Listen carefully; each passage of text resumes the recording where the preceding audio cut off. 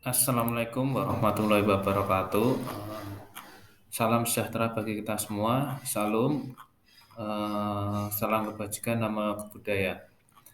Baik, kembali lagi dengan saya Putra Ujian Jaya, mahasiswa Sistem Informasi eh, di semester 2. Baik, di pertemuan yang kedua ini saya akan menerangkan tentang program data dan post code.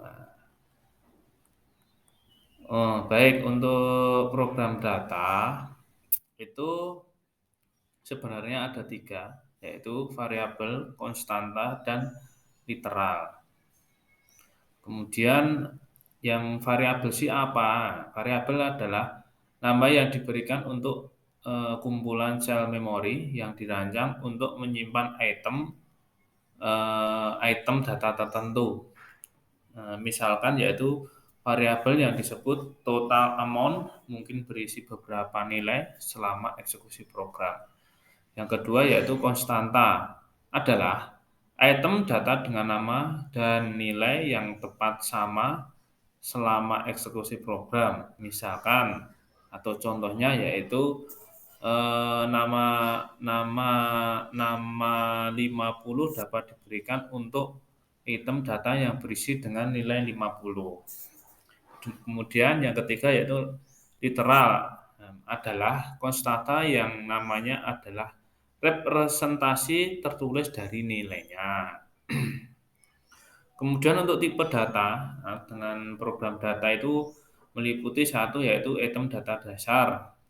Item data dasar itu adalah item yang berisi dengan variabel tunggal yang selalu diperlakukan sebagai satu unit.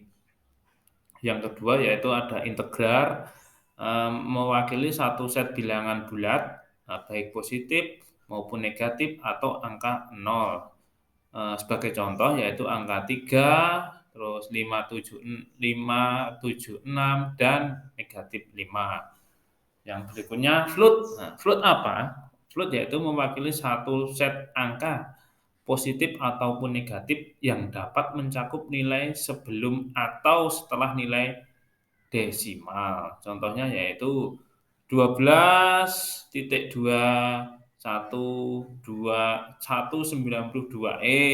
Nah, seperti itu. Kemudian char. Char yaitu mewakili set karakter pada keyboard ditambah beberapa spesial karakter. Kemudian boolean.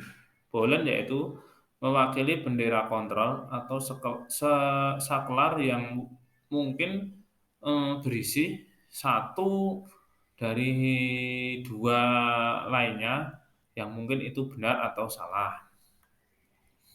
Kemudian struktur data. Struktur data itu apa sih? Struktur data adalah suatu yang terdiri dari item data lain yang mencerminkan situasi yang terkait dengan program, baik itu struktur data yang yang saling berhubungan ya atau paling umum.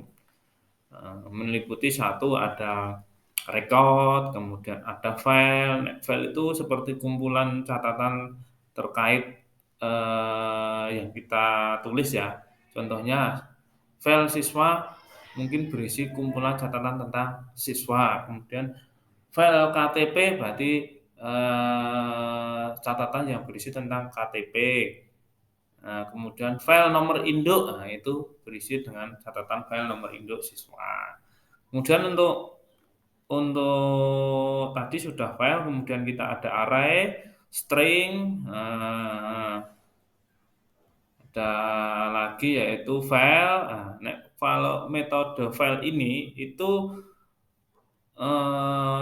ada keuntungannya. Keuntungannya yaitu meliputi satu, beberapa program berbeda dapat mengakses data yang sama. Kedua, data dapat dimasukkan dan digunakan kembali. Yang keempat, data dapat dengan mudah diperbarui atau diupdate. Yang kelima, data lebih mudah atau akurat.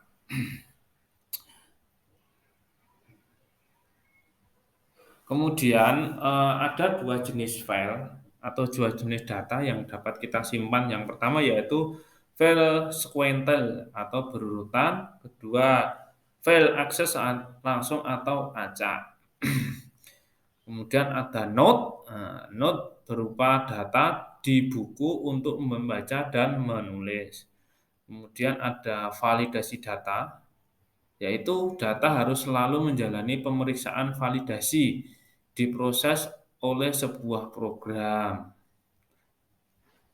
Pemeriksaan validasi yang paling umum meliputi yaitu jenis yang benar, data input harus sesuai dengan definisi tipe data yang dinyatakan di awal program, kemudian rentang yang benar, kemudian panjang, kelengkapan, dan tanggal yang benar. Semuanya itu harus saling berhubungan. Kemudian sekarang kita masuk ke Peskodukot. Nah, Peskodukot itu adalah saat merancang algoritma. Nah, fakta yang perlu diingat bahwa komputer melakukan serangkaian instruksi yang Anda tulis. Jika Anda menggunakan kata dan frame dalam kode semua atau kode semu atau peskodukot yang sesuai dengan sejumlah 6 operasi dasar komputer.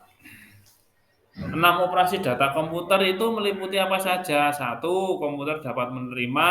Kedua, komputer dapat mengeluarkan informasi. Ketiga, komputer dapat melakukan operasi aritmatika. Keempat, komputer dapat menetapkan atau memberi nilai ke variabel atau memori. Yang kelima, komputer dapat membandingkan dua variabel. Yang keenam, komputer dapat mengulangi sekelompok perintah atau tindakan. Itu Peskodukot. Kemudian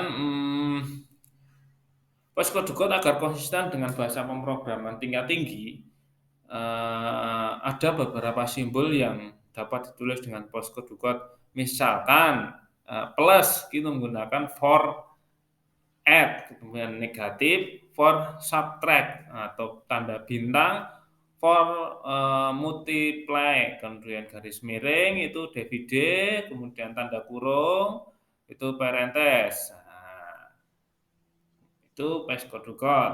Kemudian kata kerja hitung dan hitung juga tersedia. Beberapa contoh instruksi Peskodukot untuk melakukan perhitungan ada divide. Contohnya yaitu divide total, kemudian Mars by study sama dengan account.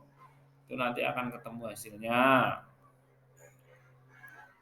Kemudian urutan operasi Peskodukot saat penulisan perhitungan matematis atau komputer, urutan operasi matematik standar berlaku untuk kode semu dan sebagian besar bahasa komputer.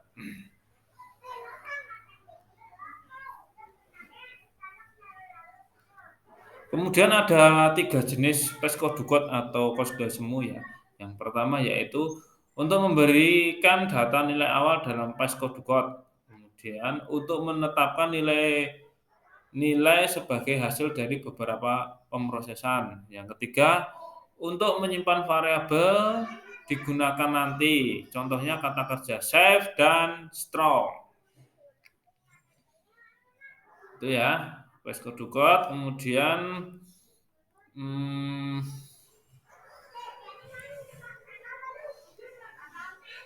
Peskodukot saya cukupkan sekian ya untuk Peskodukot.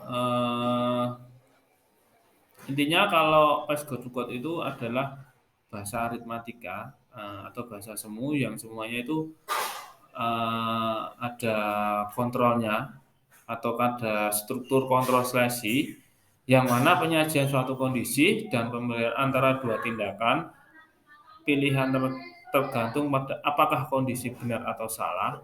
Konstruksi ini mewakili kemampuan pengambilan keputusan komputer dan digunakan untuk mengembangkan operasi komputer dasar, yaitu ada if, else, dan and if. Itulah. Untuk posko Dukot ini sebenarnya sangat penting ya, bahwa setidaknya suatu pernyataan dalam blog, pernyataan mengubah kondisi dan akhirnya menjadikan salah karena jika tidak, logika dapat menghasilkan log atau tanpa akhir. Itu ya, berarti harus ada eh, tanda penutup istilahnya, itu ya. Contohnya ada variabel student atau student total diinisialkan dengan sebuah kondisi down will atau diskusi. Dan ada selama total siswa dari 50 yaitu down will benar, blok pernyataan akan diulang. Gitu ya. Mungkin saya cukupkan sekian untuk struktur data, materi program data dan PESCO Dukot. Mungkin ada pertanyaan atau usul saran untuk kemajuan saya dalam membuat vlog ini. Monggo cantumkan di kolom komentar. Saya cukupkan sekian. Selamat beraktivitas. Wassalamualaikum warahmatullahi wabarakatuh.